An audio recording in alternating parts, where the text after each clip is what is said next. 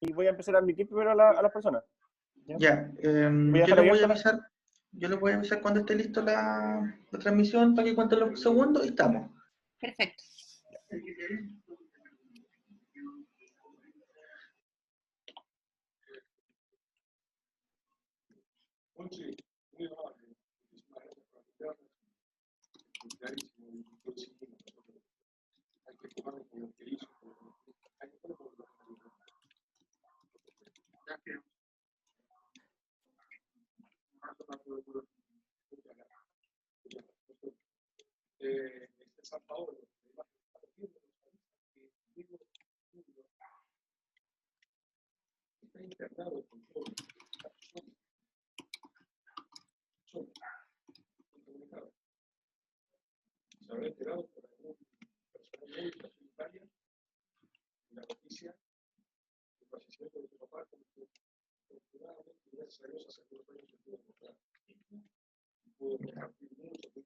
¿Estás listo? cuando lo Sí. diga. Ya. Cuentan los 15 segundos a partir de ahora y ya.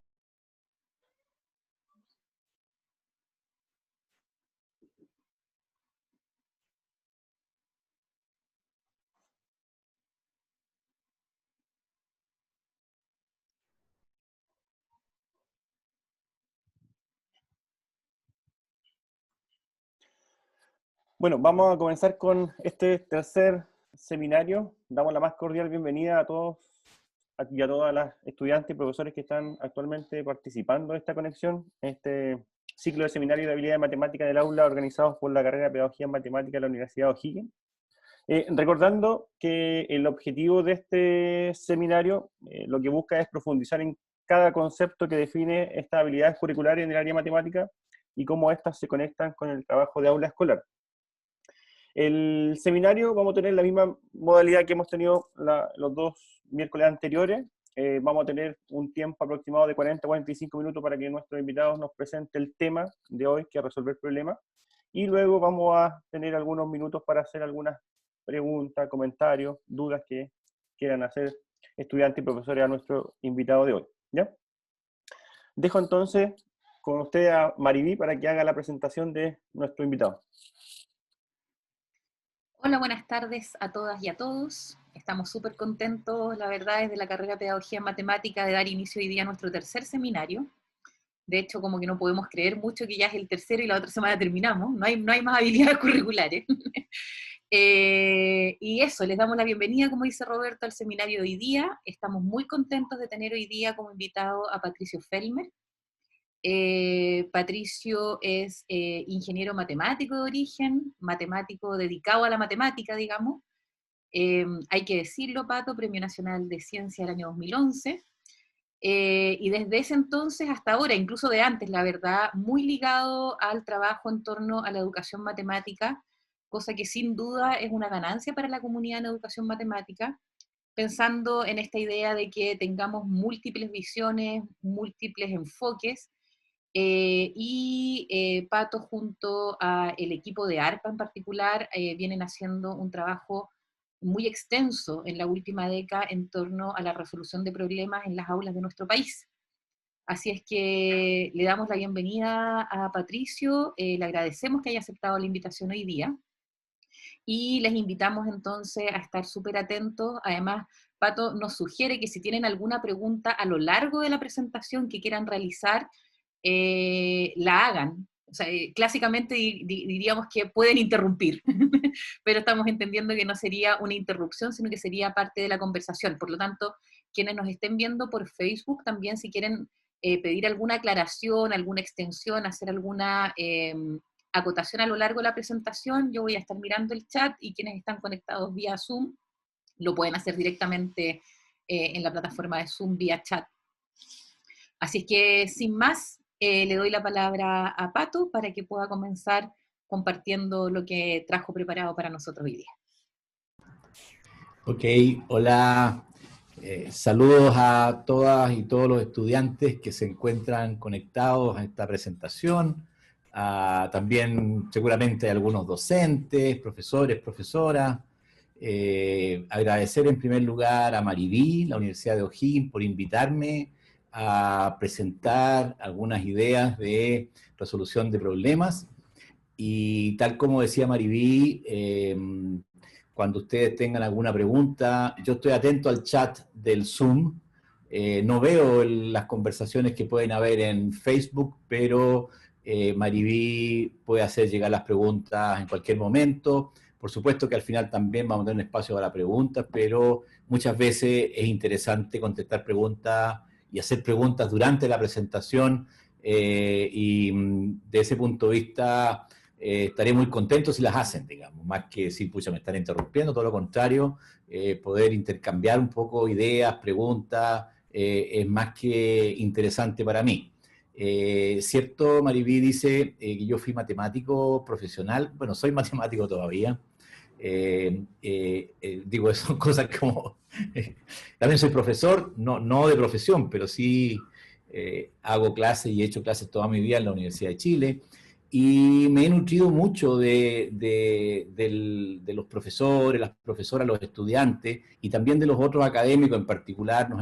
Estamos trabajando con Mariví paralelamente hace tiempo, y también con la UH hemos estado en algún momento también trabajando juntos. He aprendido mucho de todo este mundo, y lo que les quiero contar aquí es un trabajo que ha hecho mucha gente, digamos, desarrollándola a lo largo del tiempo.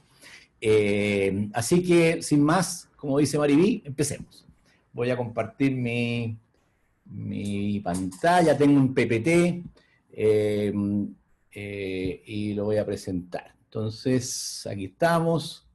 El tema de hoy es la resolución de problemas en el aula de matemática. Ahora, uno debería decir inmediatamente que las habilidades no son aisladas. O sea, las habilidades están siempre mezcladas. La resolución de problemas está mezclada con argumentación, con representación, incluso también con modelación en gran medida, con habilidades de comunicación, de negociación. La verdad de las cosas que no se pueden separar, pero bueno, el centro es la resolución de problemas, que en matemática hace un tremendo sentido, obviamente. Bueno, esta es la presentación estándar. Solo les digo que ARPA es una iniciativa de investigación y desarrollo que tiene como propósito incorporar la resolución de problemas en las aulas y así mejorar o intentar hacer un aporte para mejorar el aprendizaje de la matemática en el país en los distintos niveles educacionales, y también estamos trabajando en otras áreas, pero hoy es matemática. Así que, muy bien. Voy a partir con un tema distinto, la evaluación formativa. Yo cada vez que tengo conceptos nuevos que entiendo más o menos, me meto a internet y empiezo a buscar, y entonces encontré en el portal Educando, dice textualmente, dice: la evaluación formativa es una actividad sistemática continua que tiene por objeto proporcionar la información necesaria sobre el proceso educativo para reajustar sus objetivos, revisar críticamente los planes, los programas, los métodos y recursos, orientar a los estudiantes y retroalimentar el proceso mismo. Eso dice el portal Educando.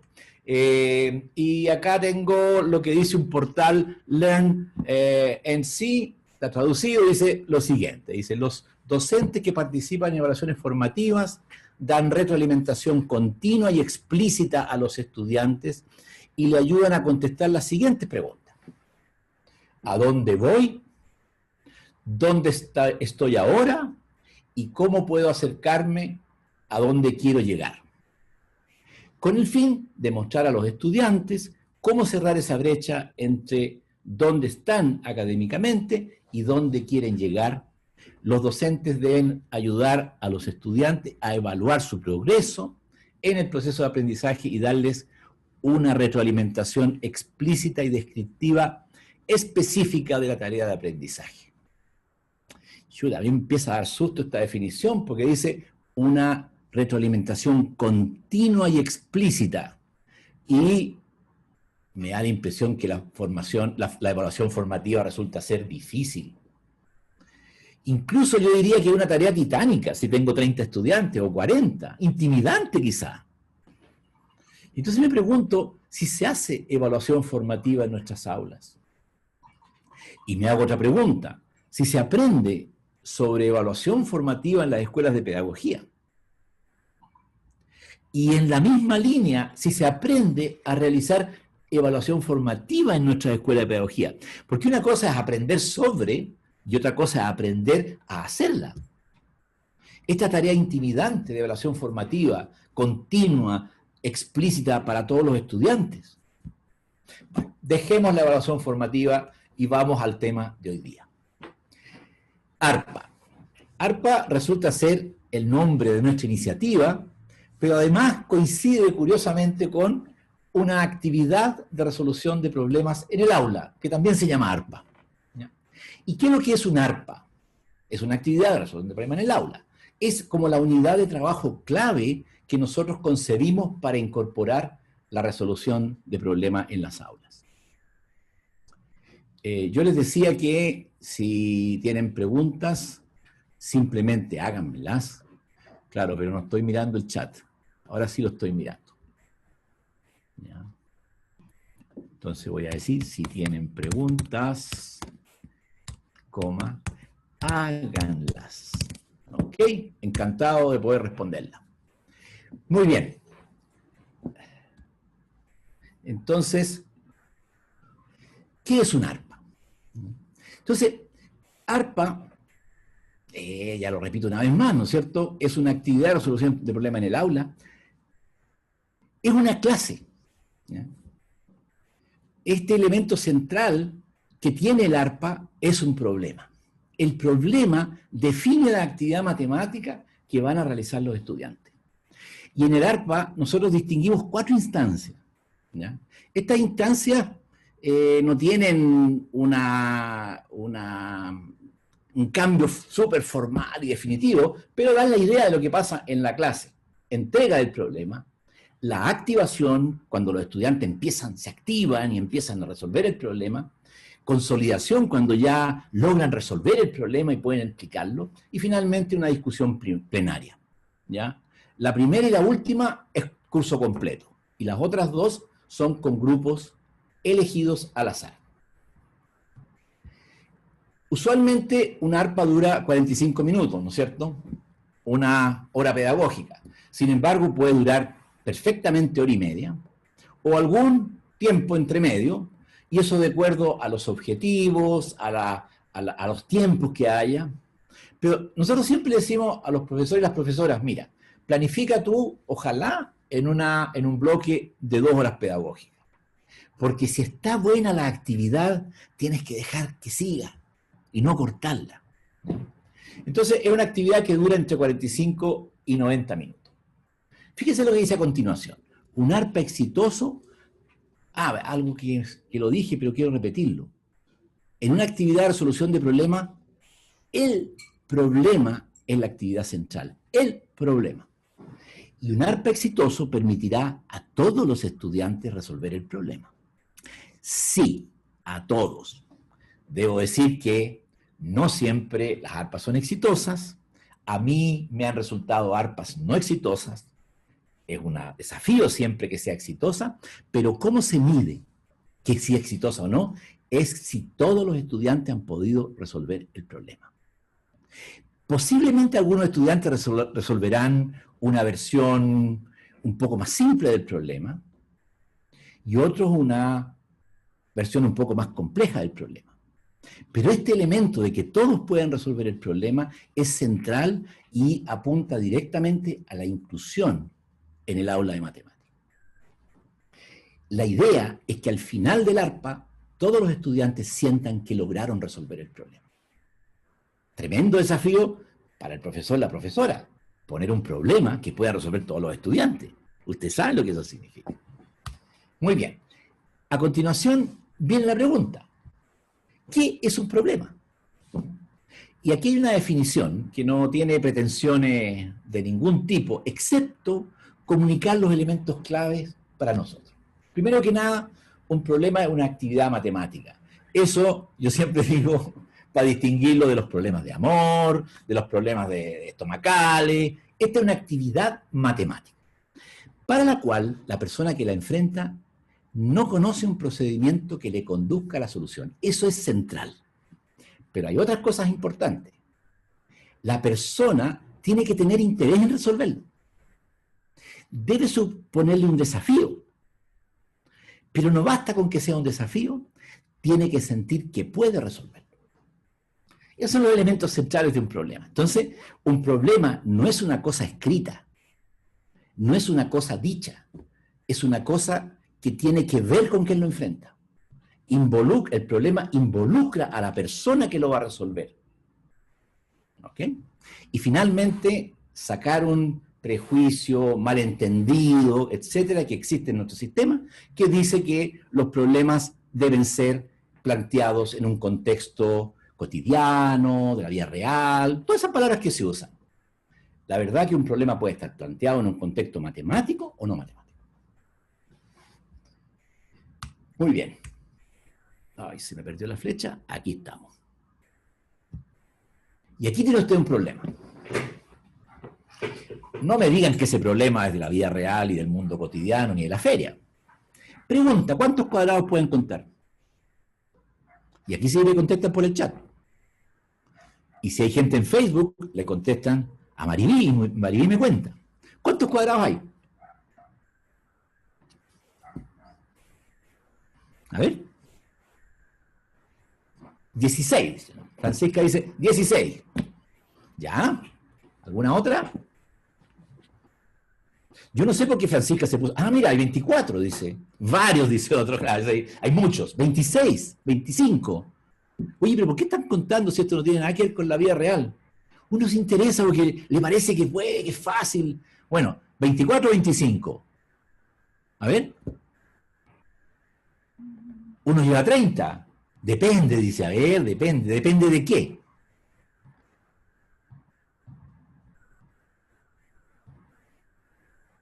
¿Cuántos hay? Depende de qué. ¿De qué consideramos cada uno como cuadradito? Bueno, es una buena pregunta. ¿Cuáles serían cuadraditos? Yo diría que los chiquititos, los medianos, no sé, pues, los cuadrados que hay ahí. De hecho, el tamaño de esa figura es bastante difícil de decir, ¿no es cierto? También es un cuadradito. Así que, ¿cuántos hay? Hay más gente que me podría decir 16, 25, 30. A ver, interesante. ¿Cuántos? Ah, dicen 3 números distintos. Ah, fantástico. Bueno, ¿cuántos hay? Pues hay 30, 25, 28, 29. ¿Cuántos hay?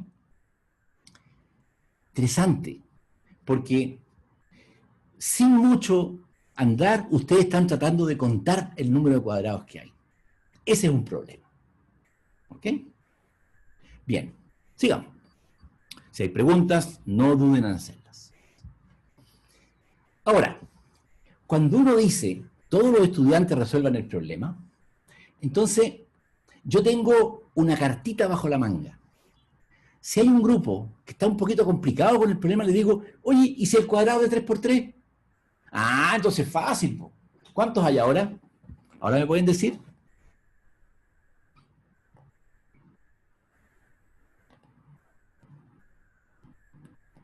¿Cuántos hay? 14.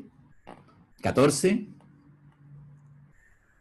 ¿Alguna otra opción? 14. Parece que este problema es más fácil. Todos coinciden con 14. ¿Se fijan? Es una simplificación. Pero aquellos que resolvieron el problema anterior con 4, yo le puedo decir, oye, ¿y si el cuadrado fuera de 5 por 5? ¿Qué estoy haciendo? Un grupo que terminó y resolvió el problema completo, ¿qué hago el resto de la clase? Si los demás no han terminado, ¿los dejo ahí para que se empiecen a tirar papeles? No, les pongo otro desafío. Y la pregunta es, ¿y si el cuadrado fuera de 5 por 5? Ay, ¿cuántos hay? ¿Cuántos hay ahora? Muchos. Se los dejo. Ok. ¿Se fijan? Entonces yo traigo bajo la manga 2 problemas adicionales. Uno más sencillo y uno más complejo, para abordar esa diversidad que se puede dar en mi sala. Perfecto. Conversábamos hace un ratito que en un ARPA se distinguen 4 etapas. Es más o menos obvio, ¿no es cierto? Yo entrego el problema, los estudiantes se activan para resolverlo, se consolida la resolución y lo resuelven, y finalmente una discusión plenaria. En eso consiste un ARPA. Durante un ARPA, nosotros, en la entrega, fíjense bien, nosotros hablamos de trabajo en grupo al azar. ¿Qué significa eso? Significa que el profesor llega a la sala, la profesora, y dice, niños, jóvenes, dependiendo de niños, niñas, jóvenes, ¿no es cierto? Dependiendo de la edad de los estudiantes, ok, saquen un papelito y se arman los grupos. Normalmente de a 4 estudiantes, ¿eh? Es una cuestión práctica en la sala de clase por los tipos de bancos que hay, pero también depende cuál sea el mobiliario de la escuela, del colegio, del liceo. La idea es que cuando se armen los grupos puedan ser de 3 o de 4, no es recomendable que sean 5 o 6. Entre 3 y 4 son los mejores números. Bien, grupo al azar. No, quiero estar con Juanito, que es mi amigo. No, profesora, la Marcela, yo trabajo siempre con ella. Grupo al azar. Primera cosa. Perfecto. Segundo, que la actividad sea desafiante. O sea, que el problema sea un desafío para los estudiantes. Tercer lugar, durante la entrega, promover que los estudiantes inicien el trabajo en el problema de manera autónoma. Que partan sola, ¿no es cierto? Y tercer lugar, en la entrega, promover el trabajo en grupo, pero en colaboración. ¿Ok? Muy bien. Durante la activación, es decir, esto cuando empiezan el grupo empieza a trabajar en el problema. Entonces aquí el docente, ¿qué es lo que puede hacer? Si ve que un grupo ya terminó, extensión, 5x5. Si un grupo está trancado y entendió el problema, pero no logra avanzar, entonces simplificación. Una vez que resuelvan la simplificación, el desafío que sigue es el problema original, obvio, ¿no es cierto? El docente debe promover el trabajo en grupo, pero en colaboración. ¿Por qué está esa palabra en colaboración? Yo no sé si ustedes han visto o les ha tocado trabajar en grupo, donde cada persona trabaja por su cuenta y se dice, mira, al final nosotros se usa esa palabra, consensuar. Eso no es colaboración. La colaboración es que desde el inicio, desde que se comprende el problema, desde que se busca la estrategia, en todo momento el grupo trabaja en colaboración. Y finalmente, y esto es bien importante, que el docente interactúe con los estudiantes en base a preguntas. Vamos a volver sobre ese punto. Uno dice, no, pues el profe tiene que dar respuesta, pues, tiene que explicar. No, con preguntas. Durante la consolidación, podría suceder que un grupo dice, resolvimos el problema, profesor. El profesor se acerca y se da cuenta que están más perdidos y está mala la solución. Y se da cuenta que están medio perdidos. Entonces le dice, oye, ¿y por qué no toman el de 3x3? O sea, le ofrece una simplificación. O el grupo terminó, está súper bien, y el profesor le dice, entonces el 5x5. O sea, extender el problema.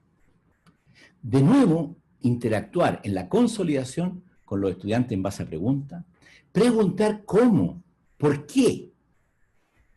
Hacer una pregunta o proponer un problema para que los estudiantes profundicen el razonamiento. A veces yo puedo presentar una extensión, pero también puedo hacer una pregunta y dejarlos pensando, que profundicen en lo que hicieron. ¿Okay? Finalmente viene la discusión plenaria y ahí hay la profesora debe seleccionar intencionalmente a los expositores en la plenaria. No sale el que levanta la mano primero, no salen los mejores alumnos, no sale esa alumna que está desordenada y dice, pasa la pizarra, a ver, explícame lo que hiciste, para que en el fondo pase la pizarra y se sienta mal. No, el docente selecciona a los expositores. Esa plenaria tiene un objetivo fundamental, que es desarrollar esa habilidad de razonamiento y de comunicación, que una de las habilidades, son 2 habilidades del currículo escolar, que haya razonamiento matemático y que haya comunicación, ¿ya? En matemática. En esa actividad de resolución de problemas, en esta discusión, ese es uno de los principales objetivos, y estimular la interacción entre los estudiantes.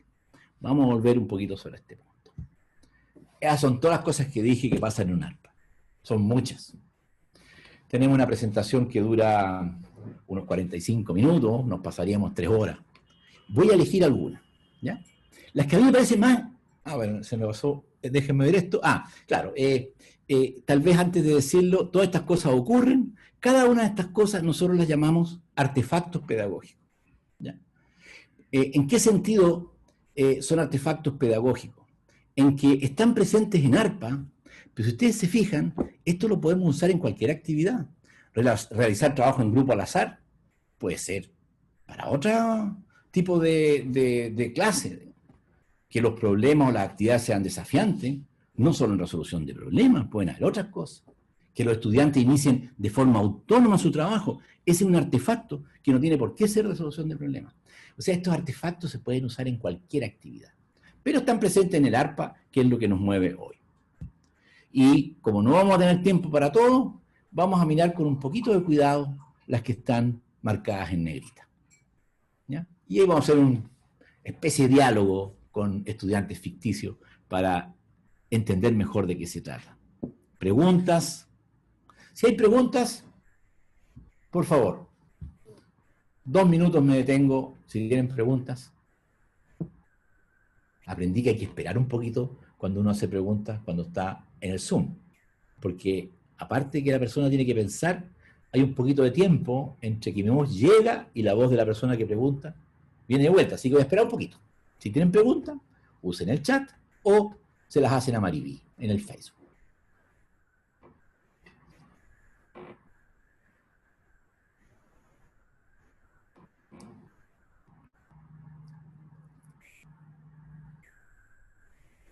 Nada por aquí, Pato. La gente estaba entretenida todavía contando cuadraditos, debo decirlo. Se quedan entusiasmados. Eso es un problema bueno. Aquí hay una pregunta. Ahí hay una. A mí me interesa ver el trabajo en grupo, en colaboración, ya que es algo que no en todo se da de la misma manera. Excelente. ¿Puedo yo preguntarte qué quieres decir con no en todo se da de la misma manera? Para entender mejor tu pregunta. Hola, profe Patricia, ¿me escucha? Sí, pero habla un poquito más fuerte. O más cerquita del micrófono. Dale.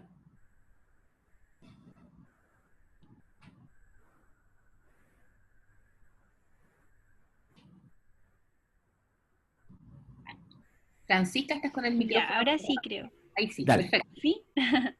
Sí, o sea, yo lo decía más que nada porque siempre he creído que la oportunidad de trabajar en grupo, sobre todo cuando son trabajos de aula, y bueno, en realidad en todas las relaciones interpersonales creo que es súper significativo y enriquecedor tanto para conocimiento, para el diálogo, para el intercambio de ideas, para la discusión, pero muchas veces no todos toman de la misma forma lo que es el trabajar en grupo. Para algunos trabajar en grupo es simplemente, ya hacemos en conjunto algo, pero para otros, o sea, por ejemplo, como para mí es literalmente es colaborar, es construir algo a partir de todos, ya sea concluyendo juntos, dialogando, no sé, discutiendo, poniendo las cosas de distintas formas, distintas perspectivas y a partir de eso construir algo. Pero no todos tienen la misma mirada.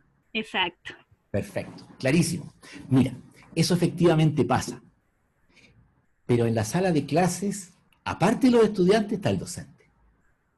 Y el docente se puede dar cuenta de eso e intervenir. De modo tal que después de unas 2 o 3 experimentos con ARPA, ya todos los estudiantes empiezan a darse cuenta que el trabajo es en grupo colaborativo. Lo hemos visto infinitas veces. Al principio cuesta, pero todos nosotros y todos los estudiantes, los niños, las niñas, los jóvenes, tienen esta cosa natural de conversar con los otros. Entonces hay que incentivarlo, hay que preguntar. Fíjate que dice el cuarto artefacto pedagógico, dice, promover el trabajo en grupo, en colaboración. Es tarea del docente que esto ocurra, porque esto no es natural que algunos no quieran trabajar en grupo o no les venga el trabajo en grupo. Simplemente es cosa de estimularla. ¿Y qué estrategia podríamos utilizar para promover? Perfecto, vamos a hablar un poquito de esto. ¿Ya? Gracias a las 2 preguntas, Daniela y Francisca. Sobre la estrategia vamos a conversar un poquito. Es principalmente intervenir y hacer preguntas y estimular. Vamos a ver algunos ejemplos. Perfecto, entonces las negritas las vamos a analizar, no las podemos analizar todas por cuestión de tiempo. Realizar trabajo en grupo, al azar. Esa primera cosa que muchas veces los docentes dicen, no, es que no puedes juntar a este con este otro. Mira, esta niñita no la podéis juntar con esta otra porque se van a pelear, etc. O sea, todo tipo de argumentos de que el trabajo en grupo al azar puede ser complicado. La experiencia nuestra es que después de 2 o 3 veces se empieza a hacer una cosa interesante. Y por varias razones.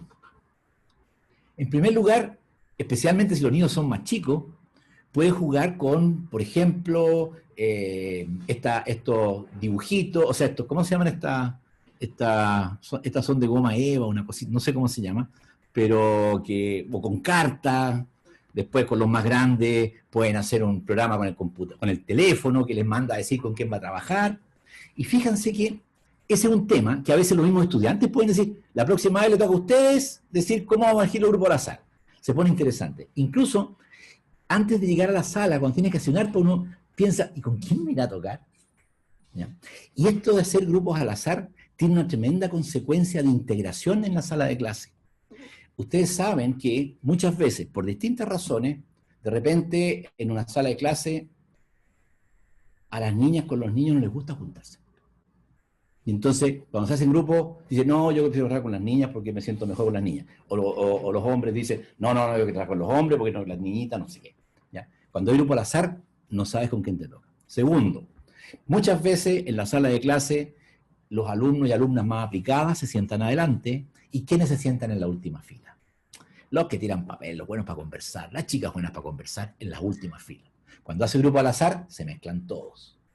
Y todos tienen oportunidades. Cuando hay niños con necesidades educativas especiales, o niñas con necesidades educativas especiales, también se integran en el grupo al azar. Les toca con otro. Y eso es tremendamente interesante, y es tremendamente constructivo para todos los estudiantes. Si a veces hay temas de etnias, digamos, no sé, por una sala de clase, hay niños por decir algo, que llegaron de Perú y se juntan entre ellos, y están los otros, y siempre cuando hay grupos se juntan entre ellos, y la profesora le dice, oiga, pero júntense con esto. No, profesora, preferimos estar entre nosotros. O si hay temas de lenguaje, ¿ya? Entonces, el grupo al azar mezcla, y sigue mezclando, porque cada vez que hay trabajo en grupo se hace al azar. Y muchas veces toca con la gente que te interesa estar, y a veces no, y eso es interesante. Ok, grupo al azar. Esa es la primera cosa. Pato, Es una cosa bien simple. ¿Hay preguntas, sí? No, yo, la Mariví, quiero meter la cuchara. Entiendo que frente a eso, el planteamiento es que el hacer grupos al azar sea un hábito. Exactamente. O sea, se vuelve productivo cuando sucede muchas veces. Exactamente. Vale. Y lo que nos sucede siempre, y nosotros le decimos a los docentes, porque los docentes dicen, no, que no me va a resultar, porque claro, o sea, los niños dicen, no, profesora, pero esta vez déjeme, no quiero. Hay un niño que dice, no, yo no trabajo en grupo al azar. No, yo quiero trabajar con mi amigo, yo quiero trabajar con mi amiga, y se amurra. Entonces, a veces, cuando son las primeras veces, los profesores ceden, ¿ya? Porque dicen, bueno, sí, para que resulte, pero la estrategia es no ceder. Y ojalá que sea después de vacaciones, a principio de semestre, ¿me entienden o no? Que es cuando empieza algo nuevo. Y entonces se van a resistir las primeras 2 veces, pero a la tercera empieza a resultar. Y empieza a resultar cada vez que hay trabajo en grupo, al azar. Y hay tantas maneras de hacerlo. O sea, enumerarlas de 1 a 4, o sea, de 1 a 10, son 40 estudiantes, de 1 a 10, y entonces 1, 2, 3, 4, 5, 10, 1, 2, 3, 4, 5, 10, y después ya, todos los 1 acá, los 2 acá. O sea, hay un montón de estrategias, ¿ya? Y cuando ya se hace habitual, no pierdes tiempo en esto, porque se hace al principio, antes que se sienten, los niños esperan afuera, las niñas esperan afuera ante la clase, y ya adelante, y se arman los grupos. Okay. Así que es una estrategia de verdad recomendable, porque produce intercambio en la sala de clase, y eso es riqueza. Ok. Cualquier pregunta, por favor. Sigamos. Promover el trabajo en grupo en colaboración. Entonces, ya están trabajando en grupo, y la idea es que el docente incentive que sus estudiantes inicien en forma conjunta la discusión de la actividad o tarea, y que en conjunto la aborden, compartiendo propuestas, ideas, el modo de llevar de manera conjunta la solución a término o para terminar la actividad. ¿Ya? ¿De qué se trata? Que los estudiantes discutan sobre el problema, que lo entiendan en conjunto, que propongan ideas, que desechen las ideas que no resultan, que hagan cálculos, dibujos, que encuentren errores, que se corrijan entre ellos, que se expliquen y pregunten, desde el inicio hasta el fin. Perfecto. Sigamos. Aquí tienen, por ejemplo, estrategias, son puras cuestiones chiquitas, son como truquitos. Luis, resulta que están trabajando separados cada uno. Entonces, Luis, ¿puedes explicar a tus compañeros en qué consiste el problema?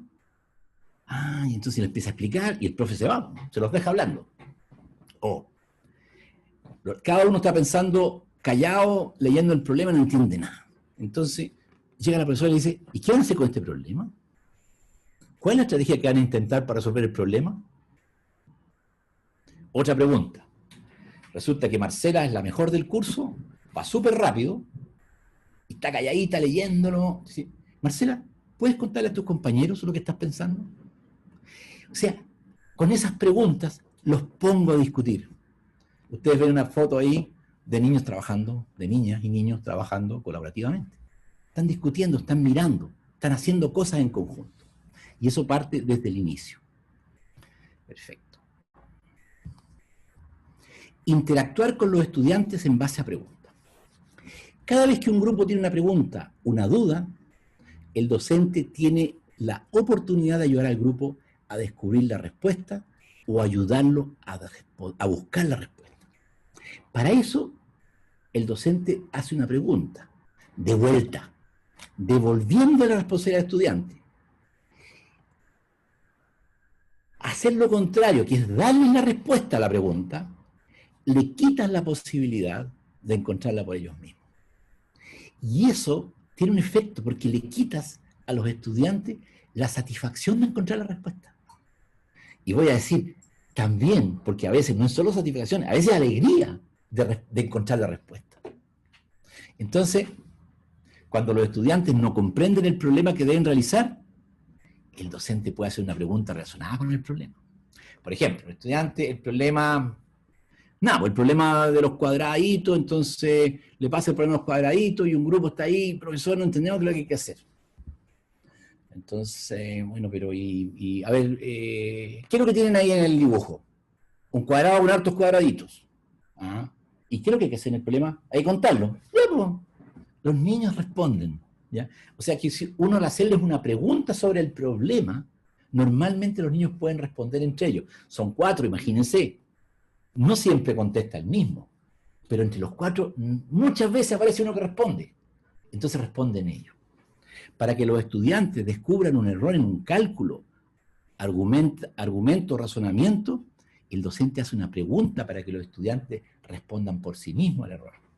Y aquí les voy a mostrar un ejemplo bien absurdo, pero ustedes van a entender perfectamente lo que quiere decir. Están resolviendo un problema a los niños, y entonces un grupo los llama, profesora, terminamos, viene la profesora, y le dicen, 3 metros. Ah, sí, ¿y qué son 3 metros? La respuesta al problema, profesora. Ah, ya, ¿y cuál era el problema? Era encontrar la altura de una persona. Ah, ¿y ustedes conocen a alguna persona de 3 metros? ¡Oh! Está malo el problema. ¿Se fijan? La profesora pregunta y le hace o sea, el resultado del problema era 3 metros. Y era la altura de una persona. Y entonces cuando la profesora le dice, ¿ustedes conocen a alguna persona de 3 metros? Los niños dicen, ¡uy, está malo el resultado! ¿Se fijan? Ellos se dan cuenta. Y eso es súper distinto a que la profesora llega y diga, está malo el problema, porque si son 3 metros, obviamente una persona no puede medir 3 metros.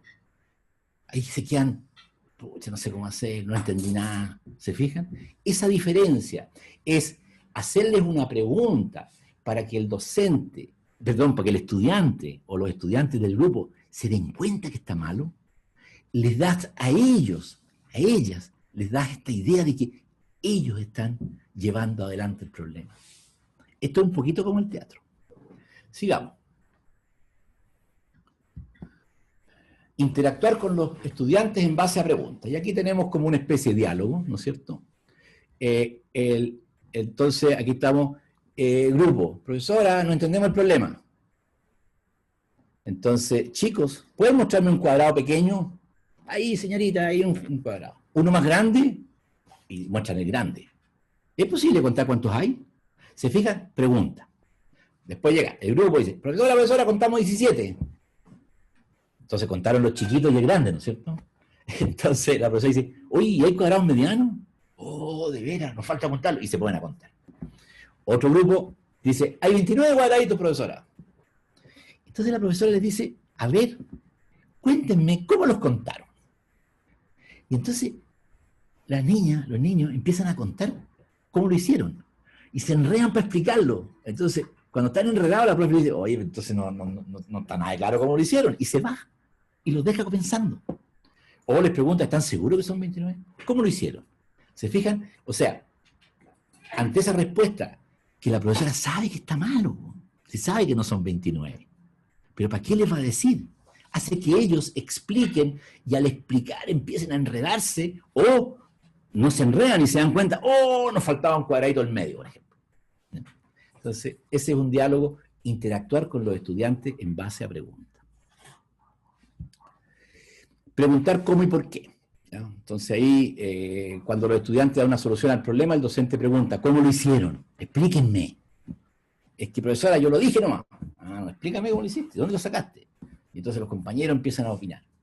O pide una descripción de los pasos realizados para encontrar la solución. Cuando esto se logra, puede preguntar, ¿y por qué puedes hacer ese paso? ¿Por qué puedes dividir? Etcétera.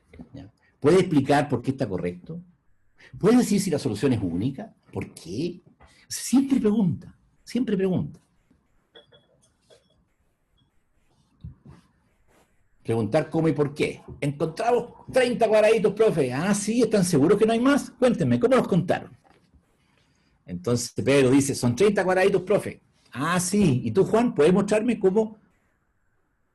¿Tú cómo lo hicieron? Sucede que en el grupo a veces uno sabe contar y los demás no. Eso no sirve, eso no es resolver el problema. El problema se resuelve cuando todo el grupo es capaz de explicar cómo es. Entonces, ya me di cuenta que el Pedro es el que lleva la batuta en este grupo. Y Juan no sabe cómo explicarlo. Entonces me dice, no, profesor, es que el Pedro lo hizo. Ah, no está resuelto el problema. Y me voy. Entonces, después me dicen que son 30. Y digo, ¿y pueden ordenar la forma de contar los cuadraditos? Aquí lo hicimos, profe, aquí lo hicimos.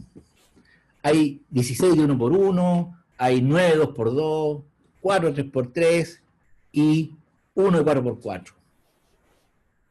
Ah, qué bien. ¿Y pueden decir algo estos números? Son pares, no, son impares, no. Ah, son el cuadrado de un número. Ah, sí, mira qué interesante. O sea, siempre preguntar más. Cuando un grupo o estudiante presenta un razonamiento, un descubrimiento o alguna tarea realizada en forma pregunta, la idea, en forma correcta, o sea, que hizo bien lo que había que hacer, la idea es siempre preguntar que vayan un poquito más allá, que extiendan esa idea, que muestren otras cosas, que vayan más allá de lo que ya hicieron. Yo no digo que hacer esto sea fácil, ¿eh? Esto se aprende y se practica, como todo en la vida. Entonces, aquí hay una pequeña descripción de esto. Mire lo que encontramos. 1 al cuadrado más 2 al cuadrado más 3 al cuadrado más 4 al cuadrado igual 30, profesora. Ah, ¿y cuántos cuadraditos hay si tienen uno de 5 por 5? Después de un rato el grupo llama, profesora, mire. Aquí tenemos 1 al cuadrado más 2 al cuadrado más 3 al cuadrado más 4 más 5 al cuadrado igual 55. Encontramos el patrón, profesora. Y entonces le dice, ¿y qué significa el 2 por 2?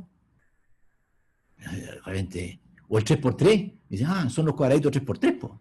A ver, explícame. ¿Y el 4 por 4? ¿Son los cuadrados de 4 por 4? Porque es 4 por 4, 16, ¿no? A ver. ¿O cuántos cuadraditos tenemos si hay un cuadrado de n por n? Puede encontrar una fórmula, depende del nivel de los estudiantes. Esta otra pregunta los descoloca. ¿Cuántos rectángulos puedes contar? Ah, chuta. ¿Se fijan? O sea, y este problema es bien especial, debo reconocerlo, pero este es un problema como un chicle. ¿Ya? Yo he tenido estudiantes trabajando 2 horas en este problema. De verdad, o sea, que hay muchas maneras de extenderlo. ¿Cuántos cuadrados de 7 por 7 hay en un cuadrado de 9 por 9? ¿Ya? ¿Cuántos rectángulos hay en...? ¿Me entienden? Entonces, hay muchas preguntas. Es muy especial este problema. No todos los problemas son así, pero los problemas que son como chicle son muy buenos, porque dan oportunidades a todos. Perfecto. Y ahora les voy a mostrar algunas fotos. ¿Cómo estoy en el tiempo? Ah, estoy súper bien. Algunas fotos. Ahí tienen... ¿ven el mouse? Supongo que sí. El docente pregunta y escucha lo que los estudiantes explican. Eso es súper importante. Y chita que nos cuesta escuchar. Chita que nos cuesta quedarnos callados cuando un estudiante empieza a explicar y se demora. Que nos cuesta guardar la palabra y esperar que explique, aunque lo haga bien o mal, pero que explique y no empezarle a decir los P para que digan Ross. No, porque ella no le estáis dejando oportunidad. El docente anima y entusiasma. ¿Qué está haciendo ahí el docente? Está golpeando la espalda a ese estudiante. Le está diciendo, están bien, están avanzando bien, están trabajando bien. Los estudiantes preguntan, explican, descubren errores, conjeturan. Eso hacen los estudiantes. Yo a veces me ha tocado conversar con docentes de cursos más altos y dicen, no, es que con los cabros grandes no se puede, no, es imposible, ¿no? Los chicos sí, pues son grupos fáciles, grupo aleatorio, súper fácil trabajo en grupo, pero los grandes es muy complicado. Y he conversado con docentes de cursos más de educación básica, dicen, no, con los niños chicos no se puede. No, eso, porque los niños son muy desordenados. Los grandes se puede. Este es un tema, yo tengo experiencia viendo a docentes de parvularia, educación básica, media, y tengo experiencia yo trabajando con estudiantes universitarios. Y yo veo que todos, en todos los niveles se puede hacer. Hay una pregunta. Tengo la impresión que finalmente para que el ARPA funcione, la actividad no solo se centra en el problema, sino que en las interacciones entre ellos y también con el docente. Efectivamente, o sea, el problema es el detonante, es el que lleva. Pero si un docente, un profesor llega a la sala y le dice medio desganado, chicos, resuelvan este problema, no va a resultar nada. El docente tiene que llegar con un poco de ánimo, de repente una broma o un desafío de otro tipo. O sea, presentar el problema en sí, no explicar el problema, que es otra cosa. Es decir, aquí está el problema, ¿ya? Eso tiene importancia. El docente, de alguna manera, dice, la actividad no se centra solo en el problema. Yo diría, sino también en el docente. Las interacciones entre los estudiantes ocurren gracias al problema y gracias al docente. La profesora, el profesor, prepara el problema primero y genera el espacio para que los estudiantes interactúen. La interacción entre los estudiantes es producto de un buen ARPA, que en una medida provoca el problema y la acción del docente. Esa sería mi respuesta o mi comentario a lo que dice Daniela. Muy bien. Todas estas cosas ocurren durante un ARPA, lo que dijimos hace un rato. Ahora, ¿se acuerdan que partimos por otro lado de la evaluación formativa? Yo hago la pregunta, si el desarrollo de un ARPA, como yo se los conté, digamos, ¿ya? Que es como, sería un ARPA que funcionó bien y todo, o que funcionó más o menos bien, más o menos. Mi pregunta es si hubo evaluación formativa en la propia realización del ARPA. Cuando el docente presenta el problema, está diciendo, resuélvelo, yo espero que llegues al final de este problema. Cuando el niño, la niña, el grupo, llega al final y lo resuelve, el docente se da cuenta que el grupo resolvió el problema. Y además puede decirle, ustedes llegaron, pero tienen que ir más allá porque le hago una pregunta. De alguna manera, esta actividad que yo les mostré, si bien no es una actividad de evaluación formativa, en ella naturalmente ocurren elementos de evaluación formativa, pero además yo podría incluso aprovecharla de manera más explícita para hacer evaluación formativa. ¿A dónde voy? ¿Dónde estoy ahora? ¿Cómo puedo llegar? Son preguntas de evaluación formativa. Y esas están implícitas en ARPA, pero además las puedo intencionar más aún todavía. Es otra definición de la agencia de la calidad. Yo le decía que cuando son estas cosas medias complejas, y a mí me gusta buscar en hartas partes, para tener un poco la... Y eso es lo que dice la agencia de la calidad. Fíjense, la evaluación formativa es un proceso en el cual los profesores y estudiantes comparten metas de aprendizaje y evalúan constantemente sus avances en relación a estos objetivos. Esto se hace con el propósito de determinar la mejor forma de continuar el proceso de enseñanza-aprendizaje según las necesidades de cada curso y deberíamos decir de cada estudiante. El enfoque de evaluación formativa considera la evaluación como parte del trabajo cotidiano del aula y la utiliza para orientar este proceso y tomar decisiones oportunas que den más y mejores frutos a los estudiantes. Creo que en ARPA ocurre mucho de esto, ¿ya? Y como les decía, yo podría intencionarlo más, ¿ya? Podría aprovecharlo más, no sé si en todas, pero en algunas de ellas. Fíjense que un docente que trabaja con 35 estudiantes, ¿cómo los mira a todos durante la sala de clase? Tiene que ir a 35 lugares para verlo. Pero si un docente trabaja con, aquí me pillaron, ¿cuántos grupos? ¿9 grupos? ¿8 grupos? Por ahí, ¿no es cierto? Depende cómo los quiera armar. Tengo que ir a 8 lugares durante la sala de clase. Porque cuando llego a un grupo, tengo la visión de los 4 integrantes. Inmediatamente. Además, me doy cuenta cómo están trabajando cuando hago preguntas, cuando escucho lo que hablan.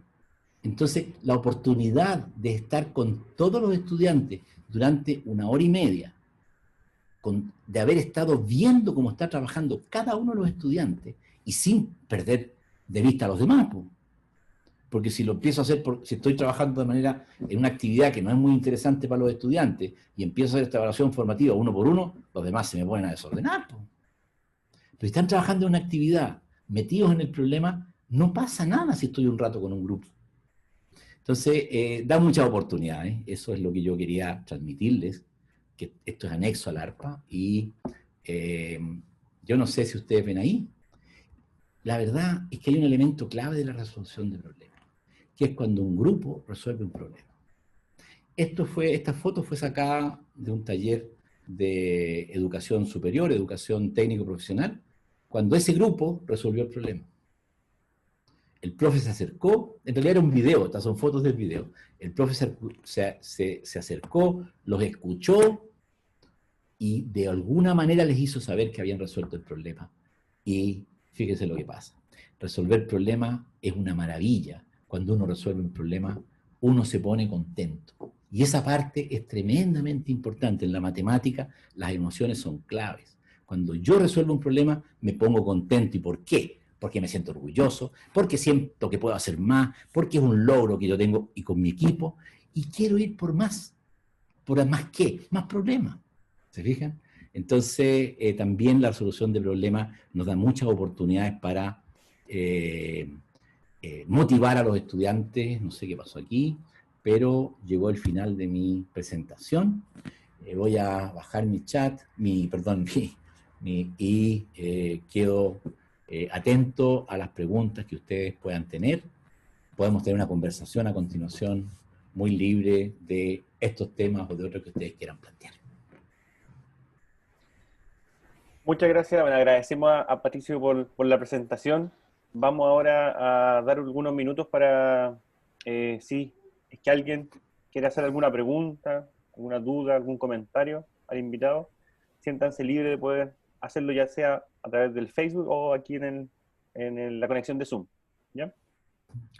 Comentarios, cosas que no les parecen, no tiene por qué estar todos de acuerdo, digamos. Esto es así. En educación, es una cosa bonita que tiene, es que siempre da oportunidades para puntos de vista, la verdad absoluta no existe, y eso lo hace tremendamente interesante. Así que abierto a sus comentarios y preguntas. Bueno, Pato, tienes una barra ahí en el chat del Zoom de que están los estudiantes muy contentos con la participación. Pero hay una pregunta en el Facebook, mientras tanto, por si acaso los estudiantes este ratito quieren formular alguna pregunta, les damos tiempo para pensar. Yo en particular te agradezco mucho la conexión con lo que es la evaluación formativa, también con el tema de las actitudes, porque claramente para hacer cualquier actividad, y en particular para hacer matemática, incluyendo el nivel escolar, las actitudes son muy relevantes. Entonces, hay una parte de la resolución de problemas que realmente cuando la trabajamos bien nos abre muchas puertas. Ana María Hernández en el Facebook dice, en el problema que tú planteabas del contar cuadraditos, ¿dónde está el significado y el contexto? Pregunta él. No sé lo que entiendes por contexto. Voy a contestar de la siguiente manera, en el sentido que muchas veces ese problema se dice carece de contexto, no se encuentra en el cotidiano de los estudiantes, no, pero yo diría, ¿no es también la capacidad de abstracción, nuestro cerebro, nuestra forma de pensar, parte de la cotidianidad, parte de la vida real? Este problema no tiene contexto, es como el sudoku. ¿Qué cosa más absurda que hay gente que juega al sudoku si no tiene ningún contexto, uno no puede asociarlo a la vida real, pero hay gente que se interesa por... Entonces, el tema del contexto, tal vez no entendí la pregunta, que quizás tiene que aclarar la pregunta, pero si el contexto es qué tiene que ver con la vida diaria, el contexto de los estudiantes, este problema no está en un contexto de la vida diaria. Si lo miramos como uno entiende generalmente, un problema más bien abstracto, pero produce una cosa, en muchos estudiantes, en muchas personas, el interés de resolverlo. De hecho, la prueba es que un montón empezaron a darme las respuestas, ¿ya? Entonces, esa es una primera cosa. Ahora, con respecto al significado, no entiendo bien la pregunta. No sé, uno podría decir, ¿qué tiene que ver con matemáticas? Estamos contando, hay cuadrados, hay referencias, porque hay cuadrados chiquitos y grandes. Entonces, yo creo que es un problema que tiene harto contexto desde el punto de vista del interés de las personas y el significado, no sé si entiendo bien la pregunta, pero tiene un significado matemático, contar, referencia, distinguir cuadrados de otras cosas que aparecen ahí, etc. No sé si te contesté, quedo muy abierto a... Es que además, Pato, en el relato que hacías tú aparecía también esto que un niño decía, encontré el patrón, o sea, como estas ideas también claro, de preálgebra y eso sin duda están presentes ahí. Claro, o sea, tiene... Pregunta, sí. Perdona. Sí. No. Otra pregunta que yo creo que no te va a extrañar, porque es una temática que siempre es bastante preocupante desde el quehacer de los docentes, y dice, profesor, ¿usted cree que se puede trabajar con problemas tratando de ser bien aterrizado con los tiempos de clases que tenemos actualmente? Esta pregunta la hace Pablo Calderón en el Facebook también. Esa es una pregunta muy, muy interesante. También la otra lo era, pero este tiene una cosa práctica, digamos, del aula. Dice, yo tengo que pasar la materia, yo tengo que cumplir con ciertas cuestiones. Yo no puedo pasar una hora entera resolviendo un problema, ¿ya? Tengo que hacer 5 problemas mínimo, porque si no... Entonces, a ver, aquí hay un tema bien profundo, digamos. En primer lugar, que tiene que ver con una forma que tenemos de hacer clase y de ver la educación, ¿ya? Y yo entendería perfectamente si una profesora me dice, profesora, yo en mi colegio, en mi escuela, no puedo hacerlo porque me exigen ir paso a paso, siguiendo este cuaderno que entregaron al principio del año. Yo no podría decir otra cosa, haz lo que tienes que hacer. Pero plantea la pregunta, ¿será esta la mejor manera de aprender? En tu propia escuela, ¿ya? Ese por un lado. En segundo lugar, ya digamos que una persona puede, entonces dice, a ver, entre hacer una guía, entre que los estudiantes hagan una guía de 5 problemas y que resuelvan un problema. ¿Qué es mejor? Entonces uno tendería a pensar 5 problemas.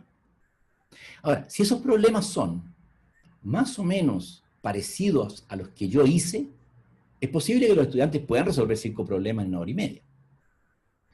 Pero si el problema es un problema desconocido, como el de los cuadrados, que se puede resolver, ya, no es un problema que está alejado de los niños de cuarto básico perfectamente, de hecho, los estimuló a ustedes, digamos, ¿ya? Entonces uno se empieza a contar, los cuenta mal, se demora, contó los cuadrados 2 por 2, que son los más difíciles de contar, contaron 6, pero son 9, o contaron 8 y se olvidó del medio. Entonces, todo ese proceso es tremendamente importante en el aprendizaje de la matemática, ¿ya? Y también tiene que ver con qué quiero con la enseñanza de la matemática, qué quiere mi escuela, qué quiere el país con la enseñanza de la matemática. Que los estudiantes sean capaces de hacer las cosas que hacen los profesores para ellos y copiarlas, o que sean capaces de encontrarse con situaciones nuevas, por supuesto, no una locura, pero accesibles a ellos, pero que puedan resolverlas aunque se demoren un poco más. Entonces ahí hay preguntas profundas de la forma como hacemos docencia. ¿La clase está centrada en el estudiante o en el docente? Cuando hacemos resolución de problemas, el docente, a ver, seamos francos, sigue estando centrada en el docente, desde el punto de vista que el docente planifica y orquesta la actividad. Pero si uno mira desde afuera, pareciera que son los estudiantes los activos. Y son los estudiantes los activos y el profesor se hace un poquito leso, se va para atrás, hace la pregunta y se va. ¿Te fijas? Entonces, la actitud de la sala, en la sala de clase es distinta, ¿ya? Porque nosotros preferimos, o sea, pienso yo como sociedad, tener estudiantes activos, estudiantes capaces de preguntar, capaces, mira, una vez en un taller, Cristian, que es colega mío, que él estaba haciendo un taller con docentes, taller de resolución de problemas, entonces una profesora le contó lo siguiente, le dijo, profe, ¿sabe qué? Cuando hice el arpa, tocó la campana y salieron al recreo, y 2 estudiantes salieron al recreo conversando del problema. Yo nunca había visto eso. ¿Qué pasó ahí? No es que a los niños no les guste jugar a la pelota, no, es que estaban metidos en el problema y no tocó la campana y olvida de lo que estoy haciendo y salgo corriendo para afuera, sino que quedaron pegados porque estaban en el problema. Ese tipo de cosas ocurren cuando hay resolución de problemas, no solo resolución de problemas, o sea, yo me centro en resolución de problemas, pero cuando hay actividades que son interesantes para los estudiantes. Y ese tipo de actividades muchas veces toman más tiempo, pero el logro en aprendizaje, en desarrollo de habilidades, es infinitamente más grande. Y eso tiene mucho más valor en la educación que los estudiantes puedan contestar unas par de preguntas parecidas a las que yo le hago. Ahora, yo estoy exagerando, digamos, ¿no es cierto?, haciendo un poquito para entender, pero ese es un poco el tema, digamos, y yo no culpo a nadie acá, o sea, si alguien tiene que hacer esto porque está acostumbrado y siempre lo ha hecho, nosotros somos un país donde yo como profesor en la Universidad de Chile, hasta hace 2 años, hacía clase y punto. Ahora estoy trabajando con resolución de problemas, pero, o sea, ¿me entienden o no? Es que nuestra cultura es enseñar y hacer repetir a los estudiantes. Entonces, no hay nadie que tenga la culpa, pero sí tenemos la posibilidad de abrir otros caminos, tenemos que buscarlos, ¿ya? Estos son caminos que, como país, el desarrollo de habilidades es un tema que está cada vez más presente, o sea, el resolver actividades rutinarias cada vez está desapareciendo más. No sé, por ejemplo, ya no hay, en muchas partes ya no hay ¿cómo se llama?, un cobrador de peaje. ¿Qué están haciendo esas personas?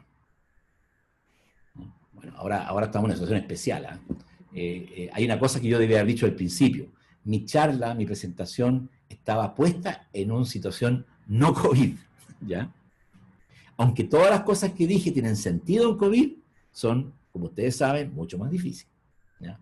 Pato, pero, sí, tomándome de ese punto justamente, sí, porque hay otra sí, pregunta que hace sí, por Violeta que favor. dice, ¿cómo lo ha hecho ARPA para adaptarse en virtualidad? Así que vamos a engancharla al tiro aquí en este programa No, que tenemos. excelente pregunta, porque Yo digo que nosotros en ARPA, porque nosotros estamos en la universidad y somos un grupo de profesores, profesoras, profesionales que nos dedicamos al desarrollo profesional. Entonces, a diferencia de los profesores y las profesoras, que llegó el 16 de marzo, ese lunes, y tuvieron que ponerse a hacer clases a como de lugar, ¿ya? O sea, tuvieron que ponerse a trabajar, nosotros nos quedamos y nos dimos cuenta que no teníamos ningún taller. Primera cosa, ¿ya?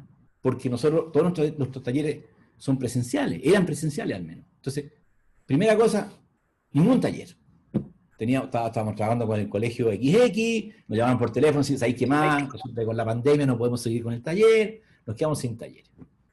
Entonces, como muchos de nosotros, ustedes también, ¿no es cierto?, dijeron, esta cuestión son 2 o 3 meses, vamos a esperar y después vamos a seguir con lo que estábamos haciendo. Al poco andar nos dimos cuenta de que no íbamos a volver a hacer lo que hacíamos antes. Y eso fue más o menos después de 2 meses, mayo, mediados de mayo. Y ahí nos vino el bajón. ¿Qué hacemos? Si todo lo que sabemos hacer nos sirve. Primero que nada, no es presencial. Y en segundo lugar, la necesidad de los profesores y las profesoras en la escuela ya no son estas, son otras. Entonces, esa es una gran diferencia con ustedes, docentes y estudiantes, digamos, que llegó el 16 y todo siguió nomás adelante, a como de lugar. Nosotros tuvimos un periodo de que soñamos que íbamos a volver normal y que después nos bajamos. Ahora, por supuesto que, como todos y todas, llega el momento en que empezamos a reconstruirnos, ¿ya? Y actualmente hemos ideado actividades, o sea, hemos ideado talleres con docentes que son virtuales. Con los docentes en general se puede hacer un trabajo con Zoom. ¿Ya? La mayoría de los docentes, no todos, pero la gran mayoría de los docentes sí tienen acceso a Zoom y a un computador y algún grado de internet que se pueden hacer cosas no presenciales, pero sincrónicas, viéndose las caras más o menos.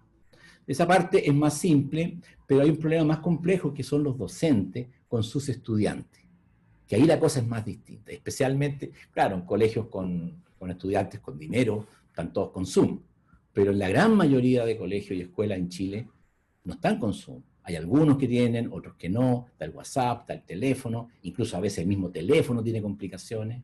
Entonces hemos ideado una forma de trabajo de la resolución de problemas que lo hemos probado, no con muchos profes, pero con algunos, ha tenido cierto éxito en ellos, digamos, han sido profesores súper motivados, y entonces estamos trabajando en ello, estamos trabajando en ese tipo de estrategias.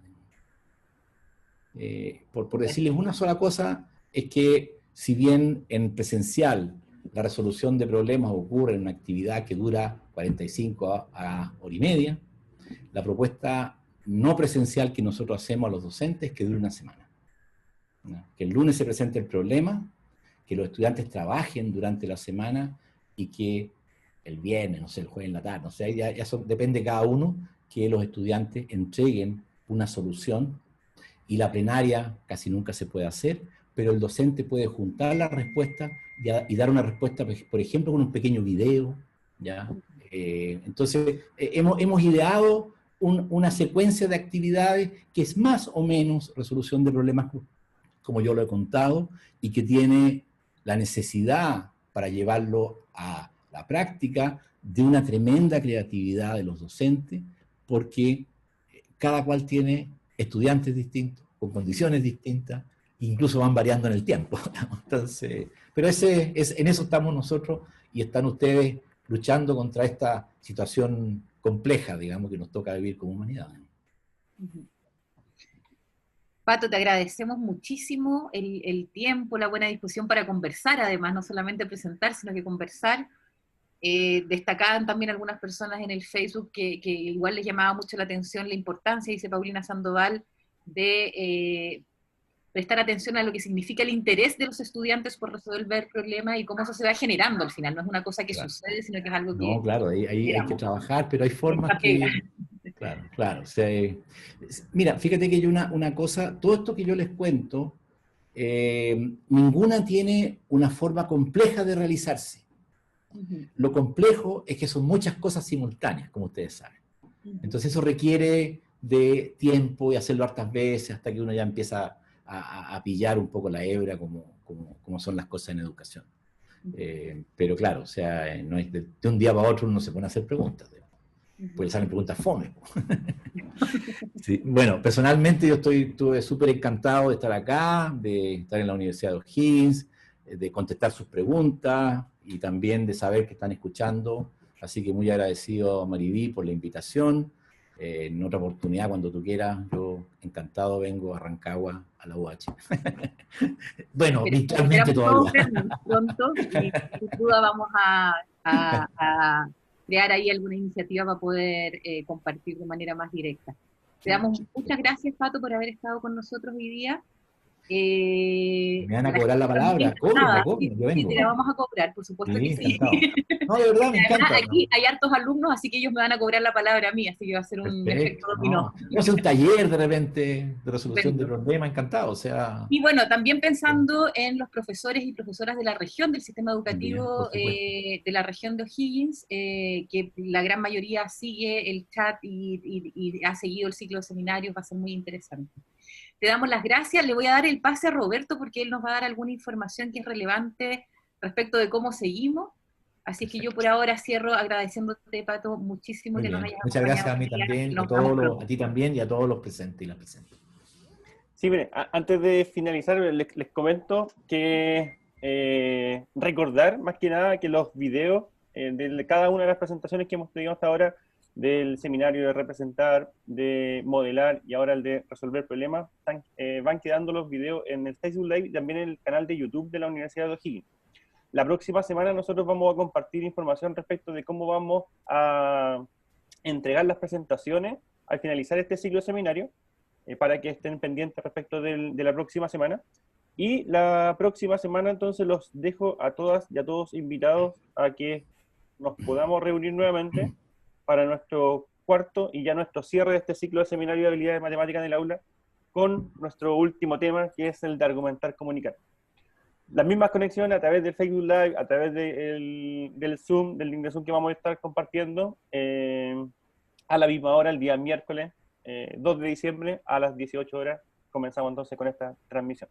Así que agradecemos en nombre de la carrera de Pedagogía Matemática, de la Escuela de Educación y la Universidad de O'Higgins, primero a Patricio por la presentación y el tiempo que es, y aceptar la invitación a esta actividad, y a los estudiantes y profesores que nos acompañaron en estos 3 seminarios ya de este ciclo de seminario de habilidad matemática en el aula.